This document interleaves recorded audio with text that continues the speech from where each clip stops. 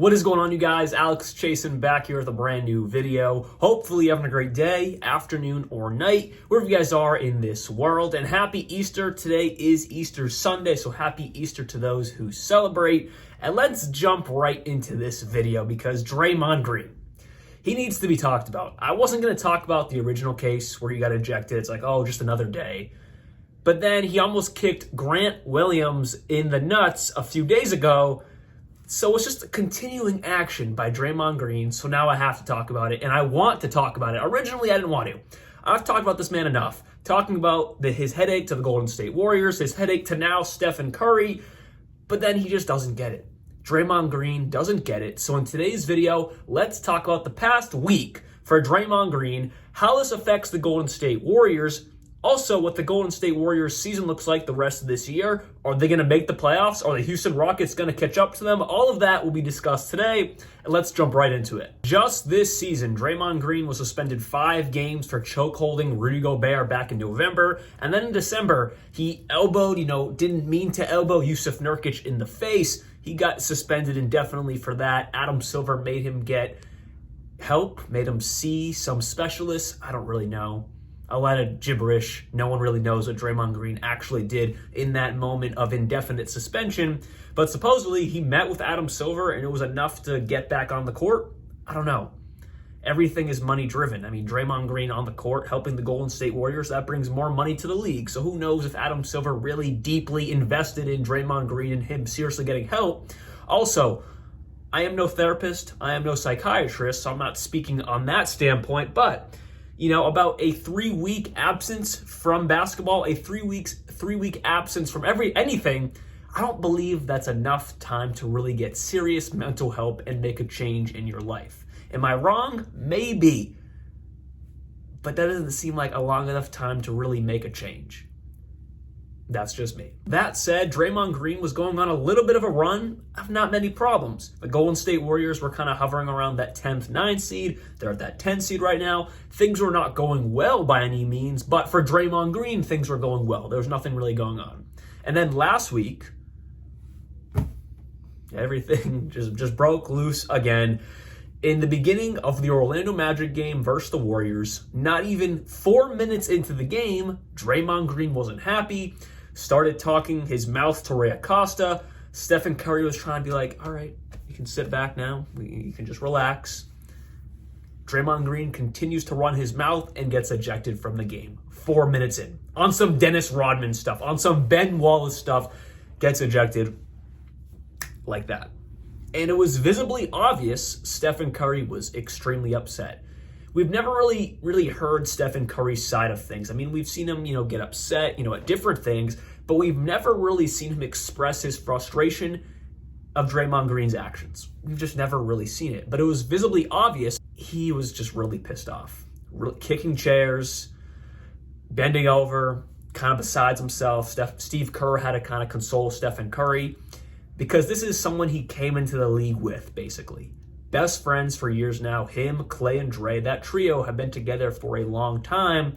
And as of late, things have started to slowly decline. Not so much for Steph Curry, of course. He's still playing at a top 5 player in this league level. But for Clay and Dre, things this season have continued to decline. And for someone like Draymond Green, and I've said this before, his athletic ability was never what his game was about. It was about getting in your head, being a really great depoy type of defender and making smart offensive plays as well, finding the open man, just being that overall player every team needs to win championships.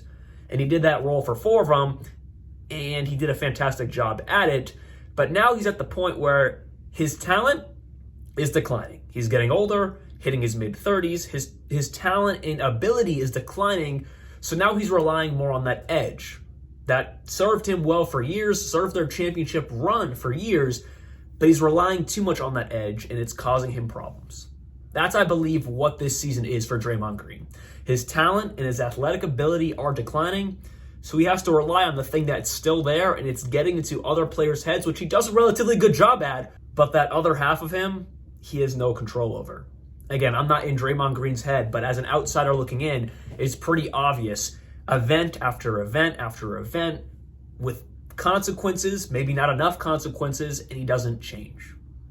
And Draymond Green's not a bad guy, so in no way, shape, or form am I calling Draymond Green a bad guy. I listen to his podcast. Seems like a great family man. Seems like to have a nice family with some kids. He seems like a fantastic guy off court. Not talking about his character as a person. I love what he says most of the time. He seems like a good guy. But on the court, in his mentality of wanting to win games and in his competitive nature, he's got issues. And it just hasn't been fixed, and he continues to cause problems now for Stephen Curry. So that leads me into this. Is it time for Stephen Curry to sit down with Steve Kerr, ownership, Mike Dunleavy, their new president of basketball operations, and be like, Draymond Green is my best friend, but if it means he's got to go for us to continue to compete, because as of right now, they're the 10th seed in the Western Conference, and this kind of leads into the Houston Rockets here. The Houston Rockets have won 11 in a row, and they're on an absolute tear, catching up to the Golden State Warriors. They are one game behind the Warriors right now at that 11th seed, but the Warriors are 6-4 in their last 10. The Warriors have won 3 in a row, which is keeping them afloat right now.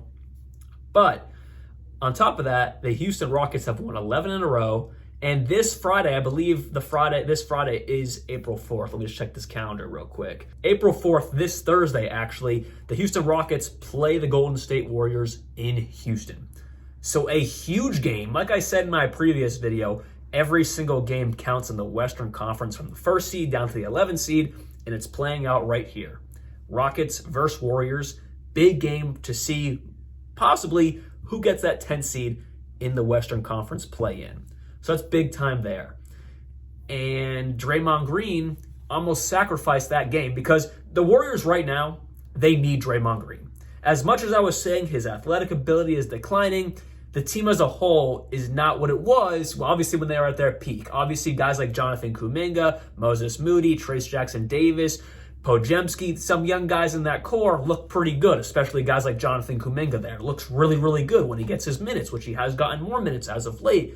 But that said, they still need Draymond Green's leadership because, overall, the talent isn't what it used to be. And when he's off the court, because of what he does on the court, you see how Stephen Curry reacted. They need Draymond Green. And if the Orlando Magic beat the Warriors in that game, I think it'd be a different story. And I think maybe Curry would have been a little bit more outspoken about this issue because in the tunnel, Stephen Curry, after the game, dapped up and hugged Draymond Green after they beat the Magic.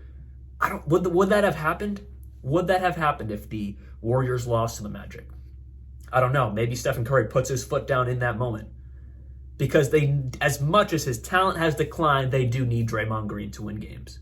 The way the team is comprised right now, they need Dre. And when he's off the court, he's obviously not helping them. But when he's on the court, he's still making good plays. He's still making smart decisions because his mind's there. But he's got to stop this act. In the fourth quarter against the Hornets a couple days ago, him and Grant Williams, another guy who likes to get in people's heads, for better or for worse, Grant Williams does the same thing, and Draymond Green wasn't having it. Fourth quarter, Warriors already had the game sealed pretty much. They were up by almost 20 points. They had the game handed basically, and they're getting in a little bit of like a pushback. Draymond Green flails his body and almost kicks Grant Williams in the nuts. If he connects on that, is that a suspension? Probably that might be a suspension. And then you lose Draymond Green for, the rest of the regular season? I just don't know if Stephen Curry wants to continue having this. And then you look on the money side of things, they have to play, if they want to keep Klay Thompson, they're going to have to pay him this offseason. There's a lot of decisions that are going to happen this offseason for the Golden State Warriors. Draymond Green just signed an extension last summer. It's a movable contract. It's around $100 million, which isn't, around $20-25 million per year. It's a very movable contract, but the teams want to get that. The teams want to buy into that. And is Stephen Curry going to be able to put his friendship aside and possibly make a tough decision this summer?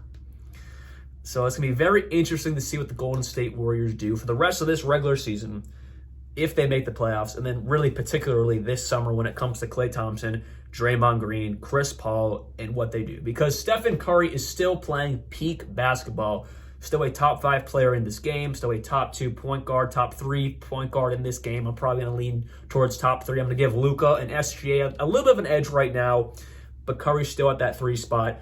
And you can still win games with him. He's still winning games for the Golden State Warriors. So I believe the Warriors should buy into that. And if that means sacrificing Draymond Green and even Klay Thompson, because they are really, really deep into their cap space. They might have to sacrifice Klay Thompson because he's going to want too much money than the Warriors are going to want or can pay, and then they might have to trade off Draymond Green because of his obviously attitude issues. So a very, very interesting rest of the regular season. Interesting playoffs if they make it, and of course the offseason. And I'll have all the information and my opinions for you guys as the time comes along. So hopefully you guys did enjoy this video today. And what are your thoughts on Draymond Green and the future of the Golden State Warriors with Steph Curry? Because like I said, they can still win games with Steph Curry, still playing amazing basketball, but something definitely needs to change.